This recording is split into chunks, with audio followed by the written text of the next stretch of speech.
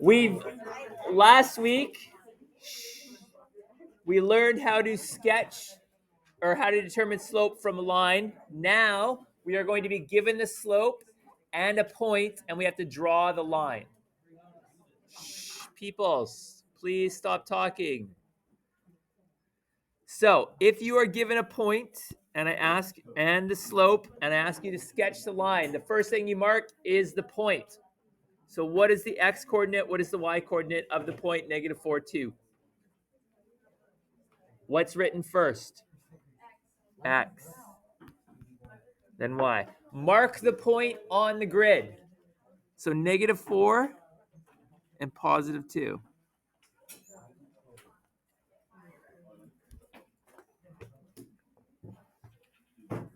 What is the formula for slope?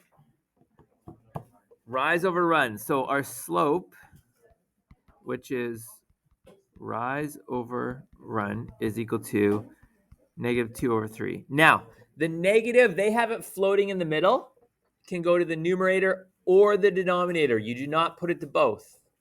And it doesn't matter which one you put it to. So I could write it like this, -2/3, or I could write 2 over -3. And I'll show you it doesn't matter which you put it with. So starting from the point that you marked, okay, put your pencil there. What is, using this one, what is my rise? -2. If it's negative, do you go up or down?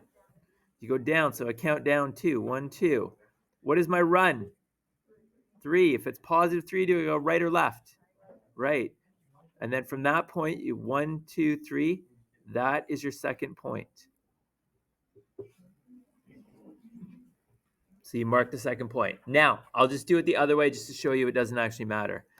If I do use this one, I'll do it in a different color. 2, and starting from our first point that we mark, +2, which means I go up 2. -3 means I go to the left 3. 1, 2, 3. There is my second point. We are only ever doing linear lines in this class, okay? So it's always going to be straight. Connect those with a line.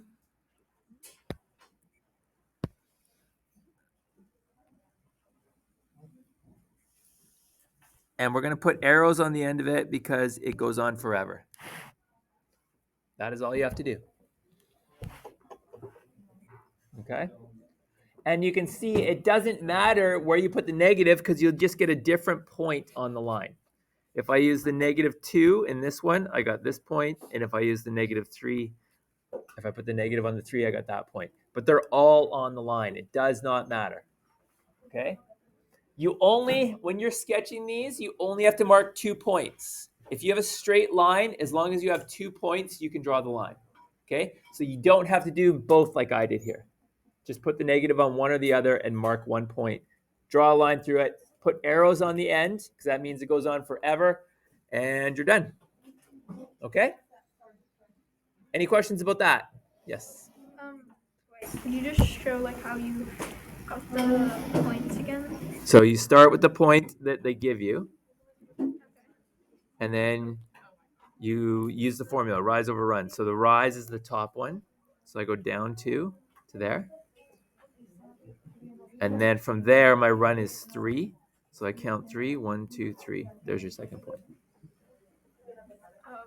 All right. Is that okay, peoples? All right. All I want you to do right now is question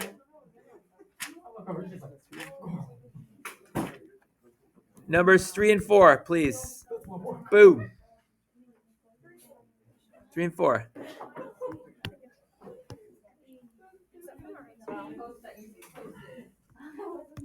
Okay. Now, the algebra begins. You have a line segment that has a slope of -5/7 and a rise of 12. Calculate the run as an exact value. Write out your formula. It's the very first thing you do. If I say slope and give you some information, write slope is equal to rise over run.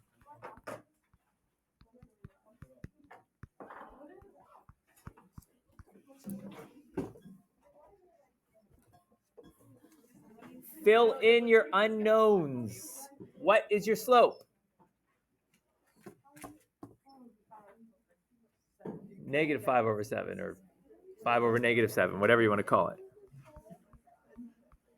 Equals. What's your rise? And the run is what we're trying to solve.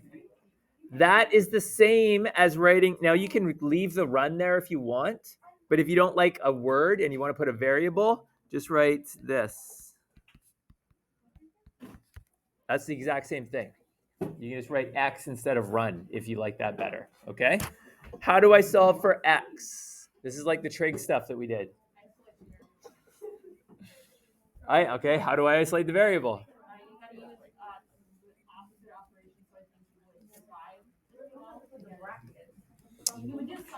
You would do something. That is correct. You would do something. If you have your variable in the denominator, you need to get it out of the denominator. So I would multiply the x up to the other side. Or as Paris says, this. Basically, if you multiply by x on this side, what happens to the x's? They would cancel. But what you do to one side, you have to do to the other side. So you multiply by x on this side. So those x's are now gone. And you have -5x/7 is equal to 12. I'm showing you all the long way, and then I'll show you the shortcut at the end. Well, it's not really a shortcut. It's just you don't have to show all the steps. But I feel like we need some algebra practice, some of us in here. So I need to now get rid of the 7. How do I get rid of the 7?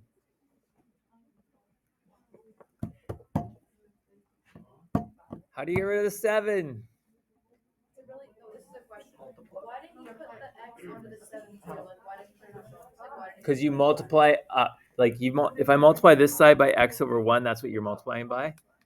You multiply this side by x/1, and when you multiply fractions, you only multiply the. All right. How do I get rid of the 7? Multiply by 7. You do essentially the same thing you just did.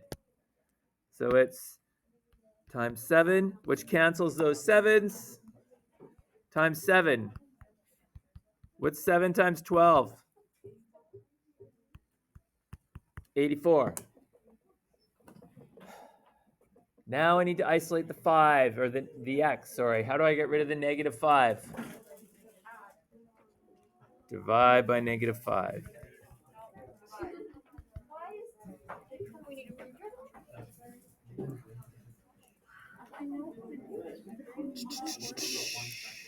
So the answer is 84/-5, or if you want to give me a decimal, even though I don't really want that, that's okay, -16.8.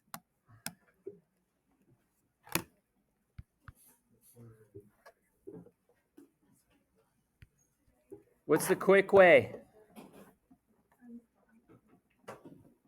The really quick way, I mean, this is what you're supposed to do, the proper method. But when you get a question like this, just take your two denominators and cross them up, multiply them to each side. That's what you're doing. I just did it in multiple steps here. All right, but that's why you're allowed to do that. So if you multiply them quickly, you will get -5x is equal to 12 times 7, and then that's essentially this step right here. Okay? So you get -5x is equal to 84, divide off the 5. -84/5. Okay? You need to be good at algebra for the units coming up, including this one, and then the next one is there's so much algebra, if you don't understand algebra, you need to come see me. All right, here's your questions. You're doing 6, 7, I want you to do 8. No. 6, 7, 9, please.